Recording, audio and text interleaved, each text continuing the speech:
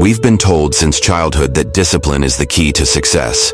Wake up early, follow the schedule, control your emotions, stick to the plan, and if we fail, it's our fault for not being disciplined enough. But what if that very idea, this constant pressure to be disciplined, is slowly damaging your mind? Jiddu Krishnamurti once said, "Discipline in the traditional sense, as conformity, control, suppression, is violence to the mind." And when you think about it, he wasn't wrong. Let's pause and really ask, why do we chase discipline so much? Is it because we want freedom?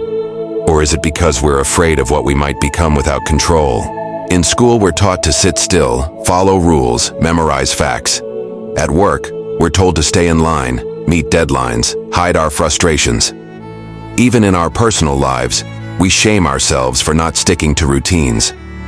And somewhere along the way, we stop asking the most important question, why am I doing this? Krishnamurti challenges us to look at discipline not as a path to freedom, but as a form of psychological conditioning. He says, if your discipline is based on fear, comparison, or the desire to become something you're not, then it's not helping you. It's controlling you. You're not growing. You're adjusting. You're not free. You're obeying. Think about a child who's told every day, don't do that. Sit still. Do your homework now, or else. Eventually that child may become obedient, but at what cost? They might lose curiosity. They might stop thinking for themselves. They might learn to do things just to avoid punishment, not because they care. And that's what happens to us as adults too. We become addicted to order. We fear chaos so much we'd rather live like machines. Wake up, grind, sleep, repeat. But life isn't meant to be a machine. And you aren't either.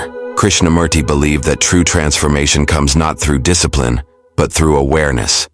When you are deeply aware of your thoughts, your actions, your patterns, without judgment, change happens naturally. Not because you force yourself, but because you understand. Let me ask you, have you ever tried to meditate but ended up battling your own thoughts? You sit down, tell yourself, don't think, stay still, focus. You struggle, get frustrated and think, I'm doing it wrong. That's the illusion of discipline. You try to force silence, but the more you force it, the louder your mind becomes.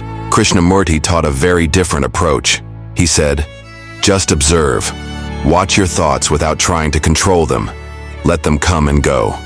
No resistance, no judgment, no effort to change anything.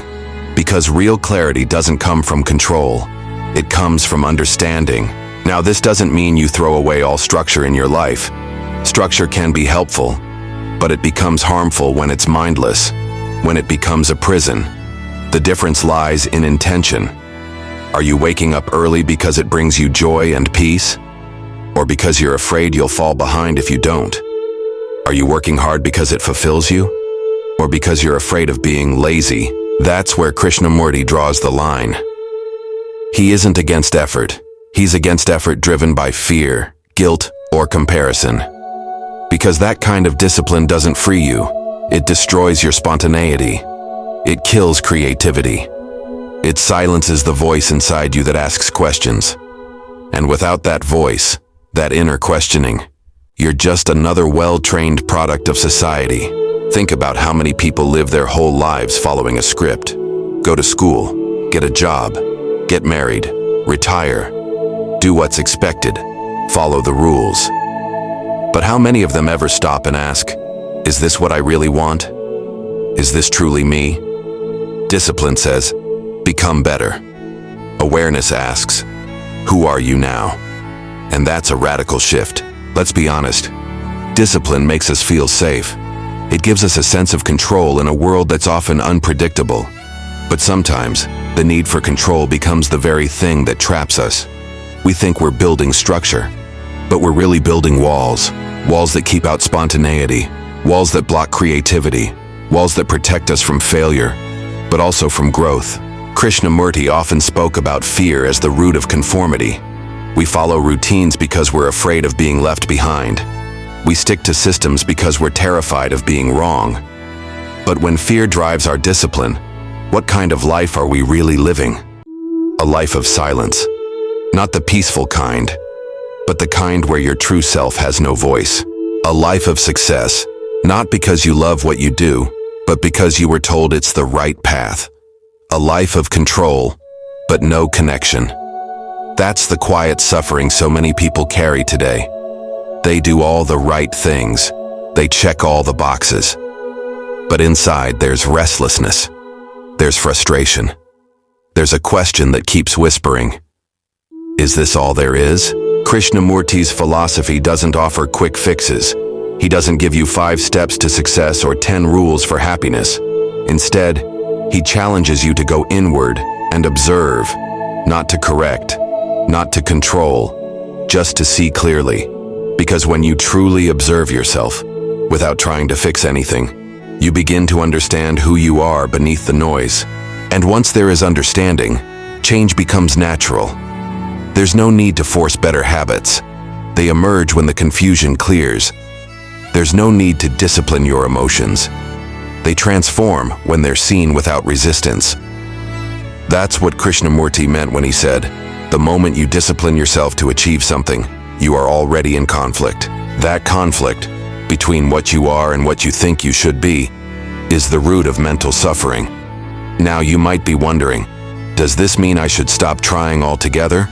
Should I quit goals, drop habits, give up structure?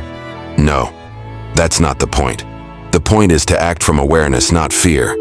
To build your life from clarity, not conditioning. For example, waking up early isn't bad, but ask yourself why you're doing it. Is it because your body feels refreshed? Or because some productivity guru told you 5 a.m. is the key to success? Journaling, exercising, reading, these are all beautiful practices. But if you're forcing them with guilt and shame, they lose their beauty.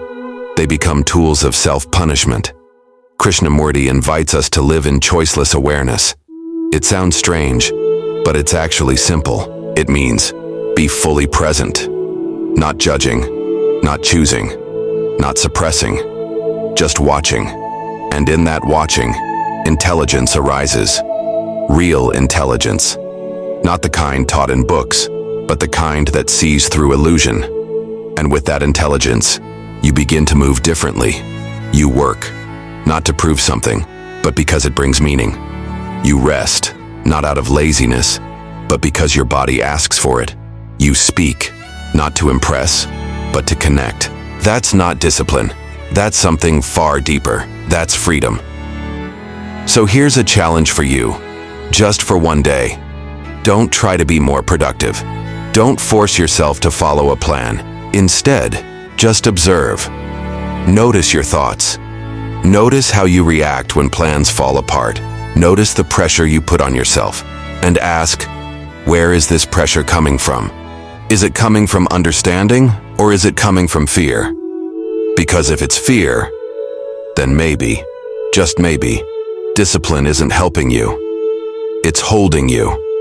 And you deserve to live without chains, even the ones that look like self-control. So what does it all mean? Are we saying discipline is bad? Not exactly. Structure, effort, and commitment, they all have their place. But what Krishnamurti challenges is why we do these things. What's the motivation behind our discipline? If it's rooted in fear, fear of failure, fear of being judged, fear of not being good enough, then that discipline isn't healthy. It becomes a mental cage. And the more we try to force ourselves to fit inside it, the more we lose touch with who we really are. The danger is subtle. You might still appear successful on the outside. You meet deadlines, you hit goals, you follow routines, but inside, you feel numb, disconnected, exhausted, like you're playing a role in a movie you didn't even audition for. Krishnamurti's message is not to abandon life or responsibilities. It's to stop living life as a reaction. Stop moving just because you were told to.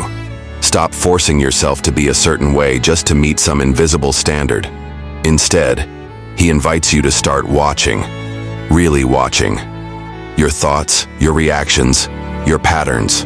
Not with judgment, not with control, but with curiosity. Because when you observe without trying to change, something amazing happens. You begin to understand. And from understanding, real change begins, naturally, not forcefully. You You start waking up early because your body feels rested, not because a productivity coach told you to. You exercise because it makes you feel alive, not because you're ashamed of your body. You work because it gives you purpose, not because you're terrified of being left behind. That shift, from control to awareness, is everything. It's the difference between living a life of pressure and living a life of presence. So next time you hear that inner voice say, "You're not doing enough.